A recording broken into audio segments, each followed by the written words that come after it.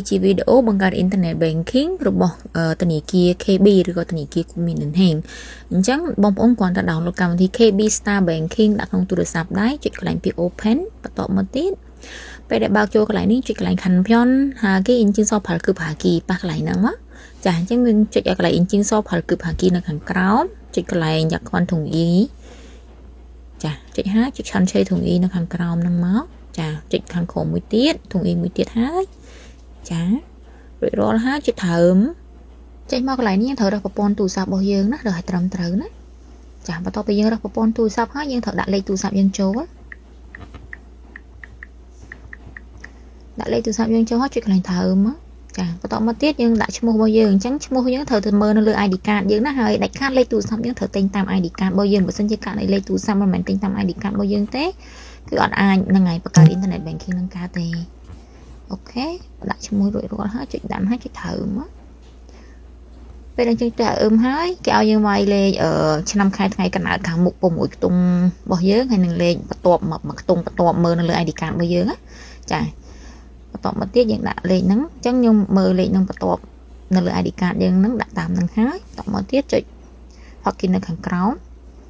rồi rồi hết chuyện hoặc kín chẳng cái lại ní cái nâng ở phần lại niêm cái nằm bên sang môi nhà cho lấy tủ sạp dương á hay sang nó cứ nằm bởi bị chạy tha sim màu dương nó cứ nó không lấy tủ sạp dương nằng nó không tủ sạp dương nằng bớt sân chỉ cả này admin sim nó không tủ sạp dương tết bạc cả internet banking ngọt bàn ấy nằng ấy nhắc nó về để dương đại chẳng hái dương chỉ lại bị in chứng vô chồng chắc nó min lịch code của mỗi tùng nhà cho mà sang tủ sạp dương á chân vô lịch code nó vô tầm mỏng pin nữa cái lại dùng cho đi ibriok và cái lại nó mới năng lột ở dưới mỏng pin lịch code châu này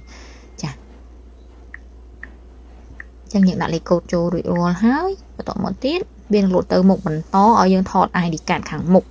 អញ្ចឹងID card ហ្នឹងគឺយើងត្រូវថតឲ្យនៅក្នុងវងនៃគេកំណត់ណានេះឃើញអំវងគេលុបទឹកហ្នឹងឯងថតឲ្យពេញនៅក្នុងវងនៃគេកំណត់ហ្នឹងមកបន្ទាប់ពីយើងថត ID card ហ្នឹងរួចរាល់ហើយវានឹងលោតចេញឲ្យយើងធ្វើបន្តមកទៀតគឺត្រូវដាក់លេខកុងធនាគារដើម្បីបញ្ជាក់សម័យខ្លួនអញ្ចឹងយើងដាក់លេខកុងធនាគាររបស់យើងវាមានយើងមានកុង KB ណាយើងដាក់លេខកុង KB ប៉ុន្តែមុនហ្នឹងយើងត្រូវចុច allow pass នៅខាងក្រោមនេះតិចសិនណាចាចុច allow pass នៅខាងក្រោមហ្នឹងហើយចាបន្តមកទៀតកន្លែងនេះគេឲ្យយើងរើសកុងធនាគារអញ្ចឹងយើងដាក់កុងធនាគារ KB របស់យើងចូលមកចារើសឈ្មោះធនាគារ KB នៅខាងក្រោមនោះគេដាក់ KB មានហ្នឹងមកបន្ទាប់ពីយើងរើសឈ្មោះកុងធនាគារហ្នឹងរួចរាល់ហើយយើងដាក់លេខកុងធនាគាររបស់យើងបញ្ចូលនៅខាងក្រោមឈ្មោះកុងហ្នឹងណានោះឃើញលេខកុងហ្នឹងដាក់លេខកុងហ្នឹងហើយបន្តមកទៀតចុច Pimil Ponho អញ្ចឹងកន្លែងនេះយើងត្រូវដាក់លេខកូដសម្ងាត់កុងធនាគារ KB របស់យើងណាតែបន្ទាប់ពីយើងដាក់ហើយយើងចុច Campion Pimil Ponho ទំនុកហាគីត្រូវបង្កើតលេខកូដ6ខ្ទង់ដើម្បី log in ចូលចាអញ្ចឹងយើងដាក់បង្កើតលេខកូដ6ខ្ទង់ហ្នឹងកន្លែងនេះយើងត្រូវចុច2ដង6ខ្ទង់ម្ដងហើយ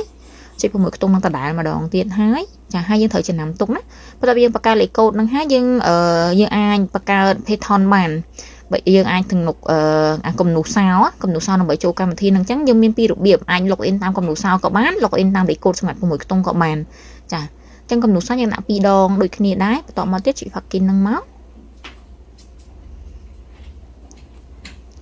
ចាចុច login ហើយកន្លែងនេះយើងចុចថើមេហាគីទៅយើងមិនធ្វើអីទាំងអស់ទុកចោលហ្នឹងចឹងទៅចុចកន្លែងពាក្យ log in នៅខាងក្រោមហ្នឹងមកពេលនឹងចេញជាគំនូសោយើងគូសហើយអញ្ចឹងយើងគូសគំនូដែលយើងបានបង្កើតមុននឹងចូលណាចាអញ្ចឹងនេះ login តាមគំនូសោដែលយើងបានបង្កើតមិញមក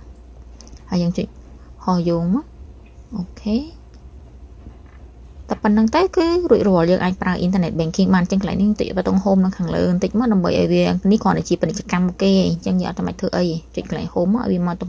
ព័រដើមរបស់យើងវិញហើយចុចកន្លែង tab key នៅខាងក្រោមចាអញ្ចឹងនេះគឺ internet banking ហើយយើងអាចឆែកមើលលុយចេញចូលក្នុងកុងធនាគារបានគាត់ចុចអាកន្លែងលេខកុងធនាគារខាងលើហ្នឹងមកនឹងលោតឃើញមានប្រវត្តិវាលុយចេញចូលក្នុងកុងរបស់យើងហើយគឺយើងងាយស្រួលប្រើអូខេអញ្ចឹងសម្រាប់បងប្អូនដែលមានបំណងចង់បង្កើត internet banking នៅខ្លួនឯងអាចសាកមើលតាមវីដេអូនេះបានណា